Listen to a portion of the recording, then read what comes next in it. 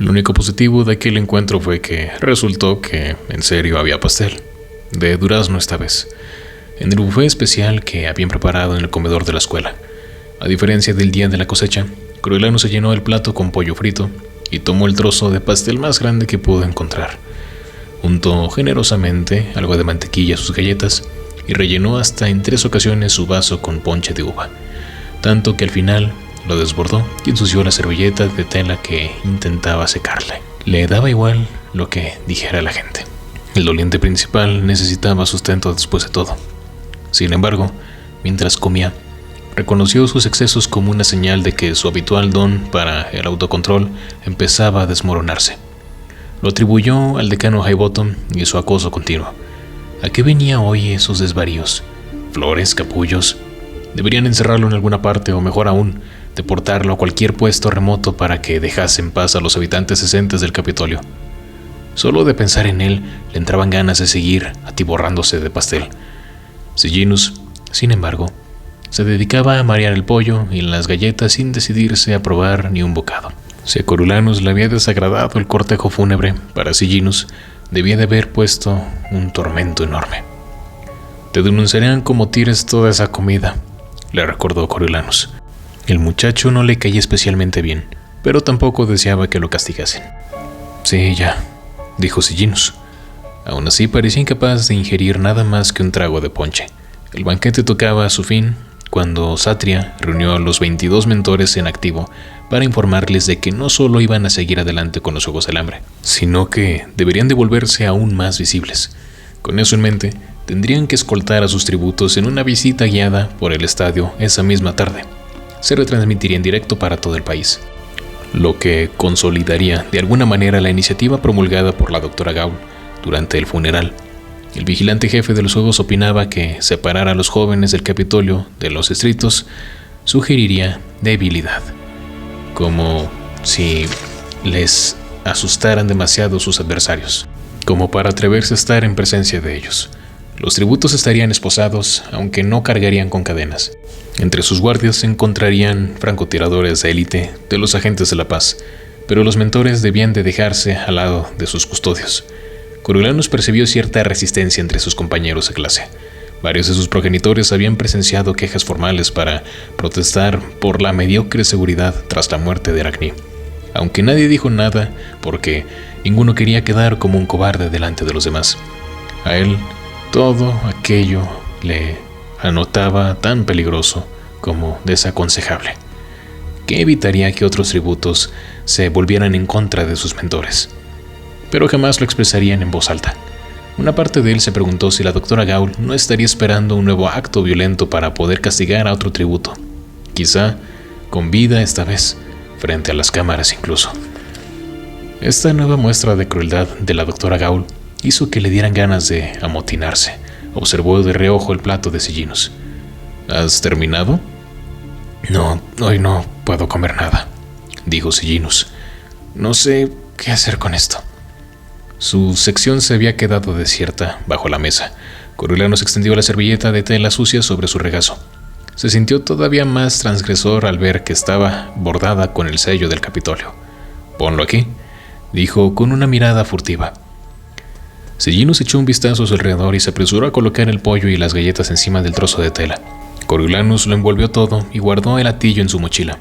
No se les permitía sacar alimentos del comedor, y menos para dárselos a los tributos. Pero, ¿de dónde si no obtendría algo antes de la visita guiada?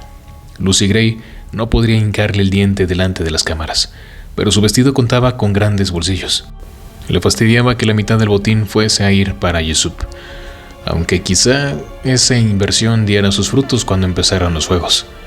«Gracias, estás haciendo algo rebelde», bromeó Sejanus mientras levantaba sus bandejas a la cinta transportadora para que las llevara hasta la cocina. «En efecto, soy un tipo muy malo», replicó Coriolanus.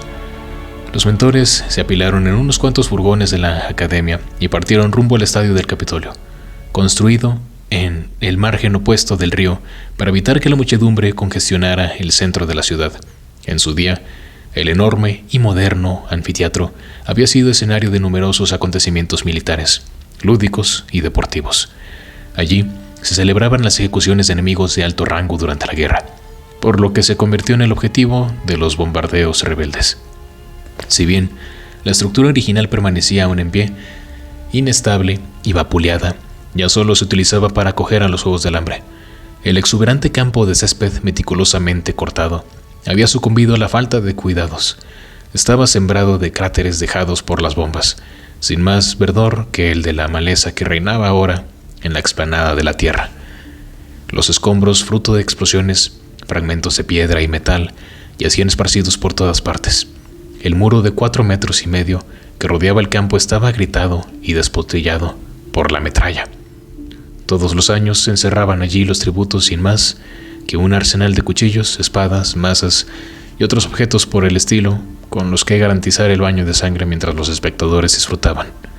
Un espectáculo así, todo transmitido hasta la comodidad de sus casas. Al final de los juegos, quien hubiese logrado sobrevivir era enviado de regreso al distrito.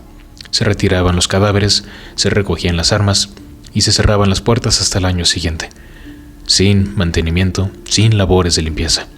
Quizá el viento y la lluvia borrasen las manchas de sangre, pero nunca las manos al Capitolio.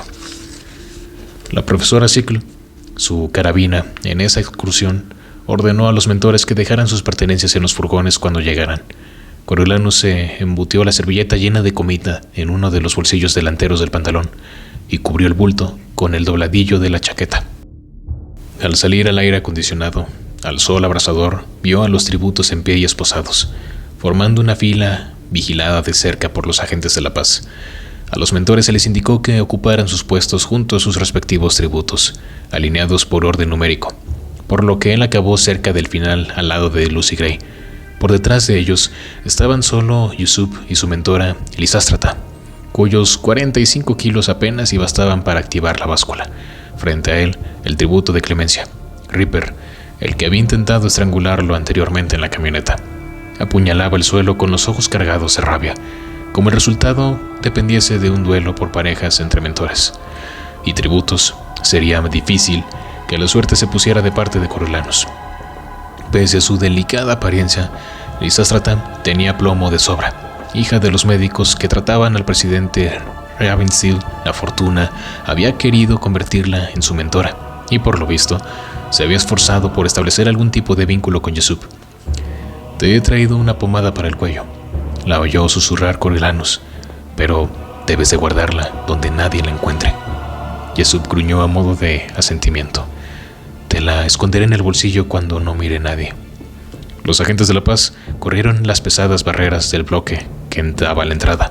Al abatirse, las enormes puertas revelaron un vestíbulo inmenso, jalonado de cabinas, tapias y carteles salpicados de heces de mosca con las que anunciaban los acontecimientos anteriores a la guerra.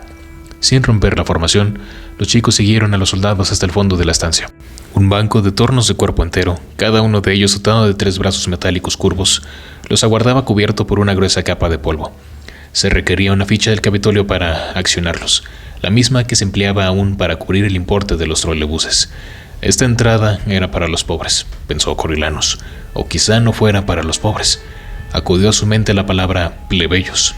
La familia Snow había accedido al estadio por otra entrada, delimitada por un cordón rojo.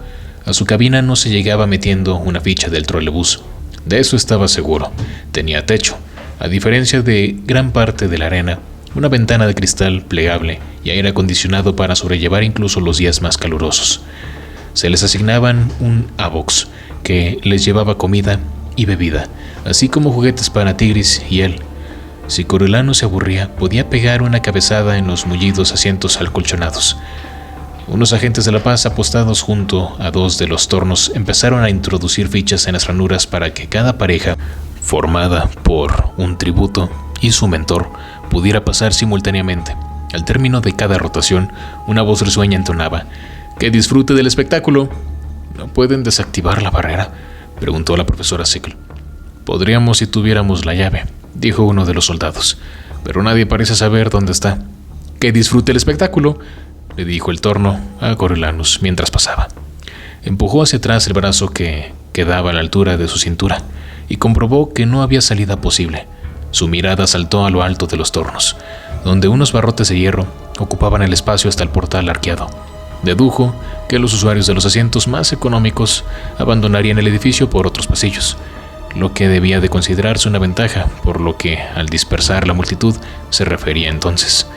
No hizo nada para calmar los nervios de un mentor intranquilo que estaba embarcando en una excursión cuestionable. Al otro lado de los tornos, un escuadrón de agentes de la paz desfiló por un pasadizo, sin más guía que el resplandor rojo de las luces de emergencia que había en el suelo. A ambos lados, unos arcos numerados de menor tamaño comunicaban con distintos niveles de asientos. La columna formada por tributos y mentores marchaba flanqueada por apretadas filas de agentes de la paz. Mientras se adentraban en la penumbra, Coriolanus siguió el ejemplo de Lisístrata y aprovechó la ocasión para poner la servilleta con comida en manos esposadas de Lucy Gray. Desapareció de inmediato, en uno de los bolsillos ocultos bajo los volantes. Bien, no se moriría de hambre, si él podía evitarlo. La mano de la muchacha buscó la suya, entrelazó los dedos con él y le provocó un escalofrío de emoción que le recorrió todo el cuerpo con su proximidad, con aquel pequeño gesto de intimidad en la oscuridad. Le dio un último apretón y la soltó mientras salían a la luz del sol, que brillaba al final del pasadizo, donde semejante despliegue de afecto habría resultado inaceptable. Había estado varias veces en el estadio cuando era pequeño, para ver el circo sobre todo, pero también para virotear en los desfiles militares bajo la supervisión de su padre.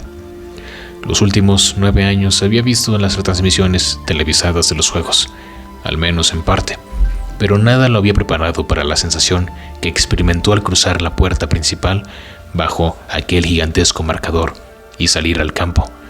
Algunos mentores y tributos contuvieron la respiración entre las colosales dimensiones del estadio, y el ganador, que desafiaba cualquier deterioro, era justamente la estructura. Pese a demacrada por el tiempo, seguía de pie. Contemplar las interminables hileras de asientos lo empequeñecía hasta el punto de hacerle sentir insignificante. Una gota de agua en una inundación, un guijarro en una avalancha. La aparición de las cámaras lo devolvió a la realidad y corrigió su gesto para dar a entender que los Snow no se dejaban impresionar fácilmente. Lucy Gray, que parecía más alerta y se movía con más comodidad sin el peso de las cadenas, saludó con la mano a Lepidus Malmsey, pero este, como todos los reporteros, se mantuvo impertérrito y no le devolvió el gesto. La directiva había sido muy clara. Esa jornada debía caracterizarse por la solemnidad y el castigo. El uso de la expresión visita guiada por parte de Satria le había sugerido a Coriolanus algún tipo de excursión para admirar las vistas, y si bien no se esperaba ningún viaje de placer, tampoco anticipaba el aura de palpable melancolía que envolvía el lugar. Los agentes de la paz que los flanqueaban se desplegaron mientras los chicos seguían obedientemente al escuadrón principal en su recorrido por el primero interior del óvalo, formando un desfile gris y sin vida. Coriolanus se acordó de los artistas de circo que trazaban esa misma ruta, montados a lomos de elefantes, caballos, vestidos con trajes coloridos y rebosantes de júbilo. A excepción de Sejanus, lo más probable era que todos sus compañeros de clase hubieran estado también entre el público. Irónicamente, Arachne había ocupado la cabina adyacente a la suya, vestida con un traje de lentejuelas y jaleando a pleno pulmón. Coriolanus examinó la zona en busca de cualquier cosa que pudiera representar una ventaja para Lucy Gray. El alto muro que cercaba la arena, manteniendo a los espectadores por encima de la acción, parecía prometedor. La superficie dañada proporcionaba multitud de asideros, que a un escalador ágil le permitirían acceder a las gradas. También varias de las puertas, espaciadas de forma simétrica a lo largo de toda la pared, daban la impresión de estar debilitadas, pero al no estar seguro de lo que se ocultaba tras ellas, en los túneles, pensó que convendría abordarlas con precaución. Sería demasiado fácil quedarse atrapado. Los asientos representaban la apuesta más segura. Si la muchacha lograba llegar hasta ellos, tomó varios apuntes mentales para compartirlos con ella más adelante. Cuando la columna empezó a estirarse, inició una conversación susurrada con Lucy Gray. Esta mañana ha sido espantoso verte de esa manera. Bueno, por lo menos antes nos dieron de comer. ¿De verdad? ¿Habría dado frutos la conversación que había tenido con Satri entonces? Un par de niños se desmayaron cuando intentaron agruparse anoche.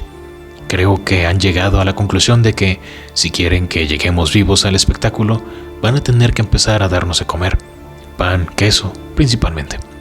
También nos han dado cena y desayuno. Pero no te preocupes, me queda hueco de sobra para lo que sea que llevo en el bolsillo. Sonaba más como de costumbre. ¿Eras tú el que estaba cantando hace un rato? Oh, sí, reconoció Coriolanus. Me lo pidieron porque nos tenían por grandes amigos a Aracni y a mí. Nada de eso en realidad. Y me da apuro que lo hayas oído. Me gusta tu voz. Mi padre habría dicho que transmite bastante autoridad. Sin embargo, la canción fue lo que no me ha entusiasmado, replicó Lucy Gray. Gracias. Significa mucho viniendo de ti. La muchacha le dio un golpecito con el codo. En tu lugar, yo no diría eso en voz alta. La mayoría de los que hay por aquí piensan que soy más rastrera que el vientre de una serpiente. Coriolanus sonrió y sacudió la cabeza. ¿Qué pasa? Nada, es que utilizas unas expresiones muy graciosas, o coloridas más que graciosas, per se. Bueno, si te refieres a que no soy de las que meten per se en sus discursos, bromeó ella. ¿Tienes razón? No, me gusta. En comparación de mi forma de hablar es muy estirada. ¿Qué me llamaste el otro día en el zoológico? ¿Algo sobre un pastel? Ah, lo del pastelito de nata. ¿No lo dicen por aquí? Bueno, pues es un cumplido. De donde vengo. Los pasteles pueden llegar a ser la cosa más seca del mundo. Y la nata brilla tanto por su ausencia como los dientes de una gallina. Coriolanus se rió brevemente, olvidando dónde se encontraba y el deprimente escenario. En ese instante, tan solo existía la sonrisa de Lucy Gray, la cadencia musical de su voz, un coqueteo apenas insinuado. Y entonces, el mundo saltó por los aires. Coriolanus sabía de bombas y le aterraban. Mientras el impacto lo lanzaba por los aires hacia el interior del estadio, levantó los brazos para cubrirse la cabeza. Al dar contra el suelo, rodó automáticamente hasta quedar boca abajo, con la mejilla contra el polvo y un brazo doblado para protegerse el ojo y la oreja que quedaban expuestos. El primer estallido, que parecía proceder de la puerta principal, dio inicio a una reacción en cadena de explosiones por el otro estadio. Correr estaba descartado. Lo único que podía hacer era aferrarse al suelo, cruzar mentalmente los dedos para dejar de temblar e intentar reprimir el pánico. Había entrado en algo a lo que Tigris y él siempre le habían apodado como momento bomba, ese instante surrealista en el que los segundos se alargan y contraen de un modo que parece desafiar a la ciencia. Durante la guerra, el Capitolio había asignado a cada ciudadano un refugio cercano a su lugar de residencia. El magnífico edificio de los Snow contaba con un sótano tan resistente y espacioso que tenía la cabida no solo para sus residentes, sino para media manzana. Por desgracia, el sistema de vigilancia del Capitolio dependía excesivamente de la electricidad. Como esta era escasa y la red se encendía y apagaba como una luciérnaga por culpa de la incursión de los rebeldes en el Distrito 5, las sirenas no eran de fiar. Así que era habitual que los bombardeos los tomaran desprevenidos, sin tiempo alguno para refugiarse en el sótano. En esas ocasiones, Tigris, la abuelatriz, a no ser que estuviera cantando el himno, y él se escondían bajo la mesa del comedor. Un mueble impresionante tallado a partir de un solo bloque de mármol, que se encontraba en la habitación interior. A pesar de la ausencia de ventanas y de roca sólida que tenían sobre sus cabezas, los músculos de Coriolanus se quedaban paralizados por el miedo cuando oía el silbido de las bombas, y tardaba varias horas en volver a caminar con normalidad. Las calles tampoco eran seguras, ni la academia, nada. Las bombas podían caer en cualquier parte, aunque solía contar con un lugar mejor para protegerse allí, vulnerable al ataque, tirado en campo abierto. Esperó a que pasara aquel interminable momento bomba mientras se preguntaba cuántos daños habrían sufrido sus órganos internos. No ha sido un aerodeslizador, pensó de repente. No había visto ninguno. ¿Significaba eso que alguien había colocado allí las bombas? Olía a humo, así que lo más probable era que alguna fuera incendiaria. Se apretó el pañuelo del día contra la boca y la nariz antes de escudriñar la niebla negra espesada por la tierra de la arena. Y entonces vio a Lucy Gray hecha un ovillo, con la frente en el suelo, las puntas de los dedos metidas en las orejas. Era lo mejor que podía hacer con los grilletes puestos. La oyó toser. «Tápate la cara, usa la servilleta», le gritó. Ella no lo miró, pero tuvo que oírlo porque rodó para ponerse de su lado y se la sacó del bolsillo. Las galletas y el pollo cayeron al suelo cuando se llevó la tela a la cara. A Coriolanus se le pasó fugazmente por la cabeza que aquel contratiempo no sería bueno para la voz de Lucy Gray.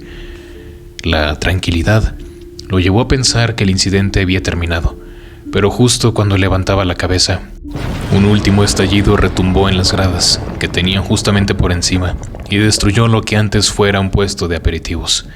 Algodón de azúcar rosa, manzanas acarameladas, en fin, ese tipo de cosas. Y le llovieron escombros en llamas. Algo le golpeó con fuerza en la cabeza y una pesada viga le aterrizó en la espalda, justo en diagonal, inmovilizándolo en el suelo. Atontado, Coriolanus estuvo a punto de perder el sentido durante un instante. Le picaban las fosas nasales por el olor a acre y a quemado.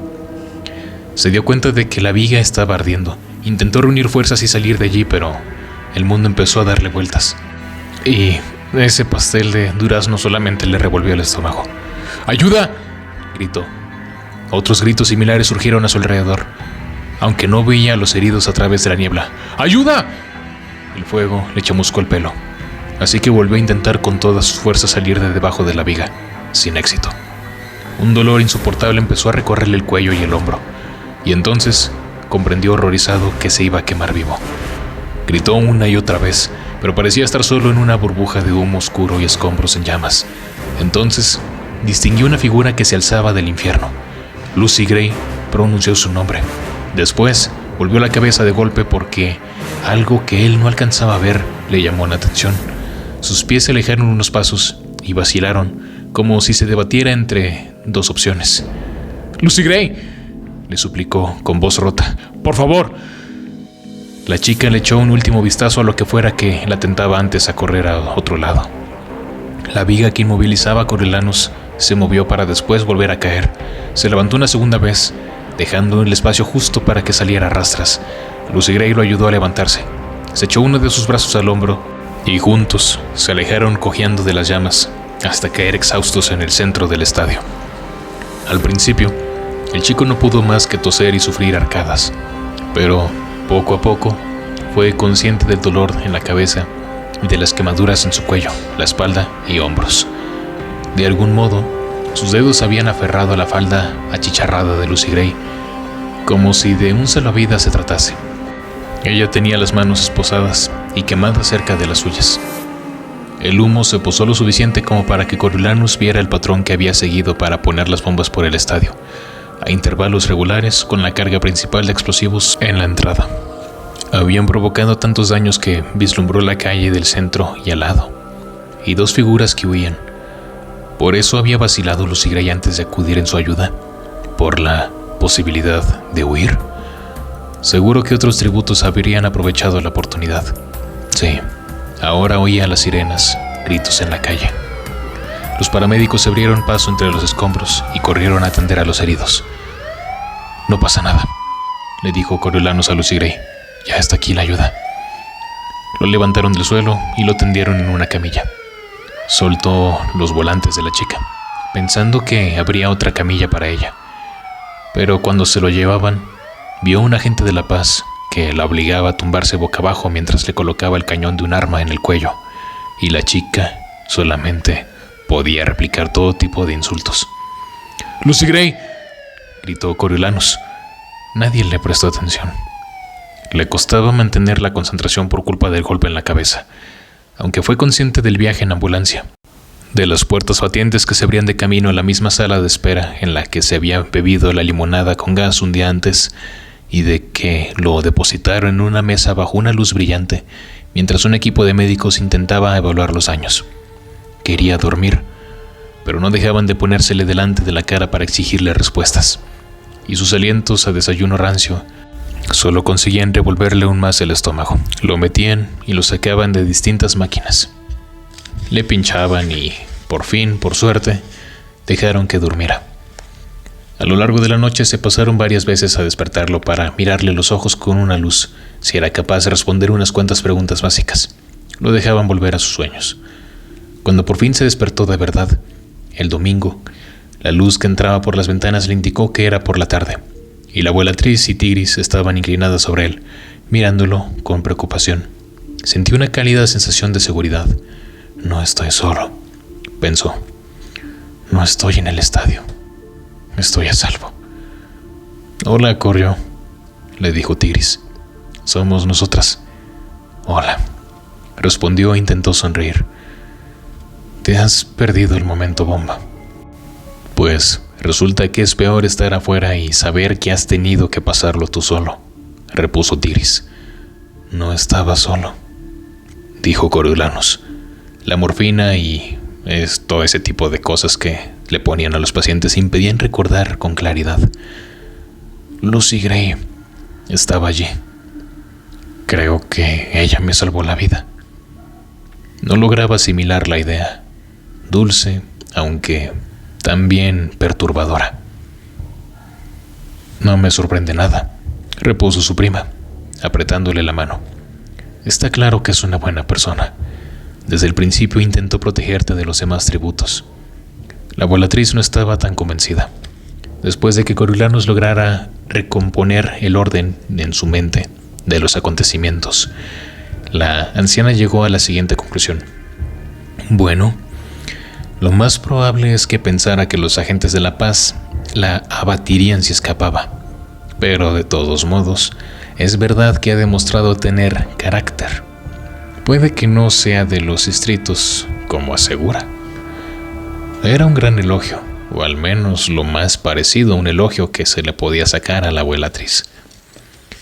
Mientras Tigris le informaba de los detalles que se había perdido, Coriolanus se dio cuenta de lo nervioso que habían puesto las bombas al Capitolio, pues lo sucedido, al menos lo que las noticias del Capitolio afirmaban que había sucedido, asustaba a los ciudadanos, tanto por sus consecuencias inmediatas como por las repercusiones futuras. No sabían quién había colocado las bombas. Rebeldes, sí, pero ¿de dónde?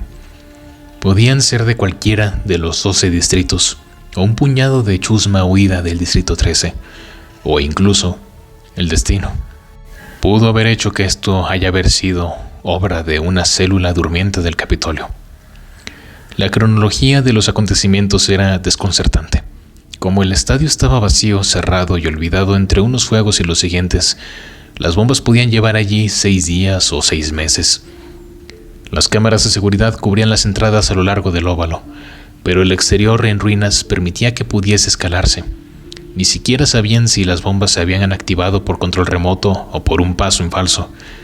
En cualquier caso, aquellas pérdidas tan inesperadas sacudieron el Capitolio. No les preocupaba demasiado que la metralla hubiese matado a los 2 tributos del Distrito 6, sino que la misma explosión les hubiera arrebatado la vida a los mellizos Ring. Había 3 mentores hospitalizados: Coriolanus, Androcles Anderson y Gus Breen, que tenían asignados a los tributos del Distrito 9. Sus 2 compañeros estaban ahora en estado crítico. Gus había perdido ambas piernas y casi todos los demás, ya fueran mentores, tributos o agentes de la paz, habían necesitado atención médica. Coriolanus estaba apabullado. Pollo y Didi le caían bien. Le gustaba ver lo mucho que se querían, lo alegres que eran. En algún lugar cercano luchaban por su vida. Androcles, que aspiraba a ser un reportero de noticias del Capitolio, como su madre lo hizo. Y Gus, un mocoso mimado del Capitolio con un interminable repertorio de chistes groseros. ¿Y Lisástrata?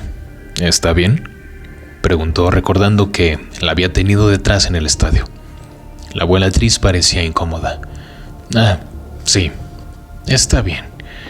Va por ahí diciendo que ese chico enorme y feo del Distrito 12 la protegió lanzándose sobre ella.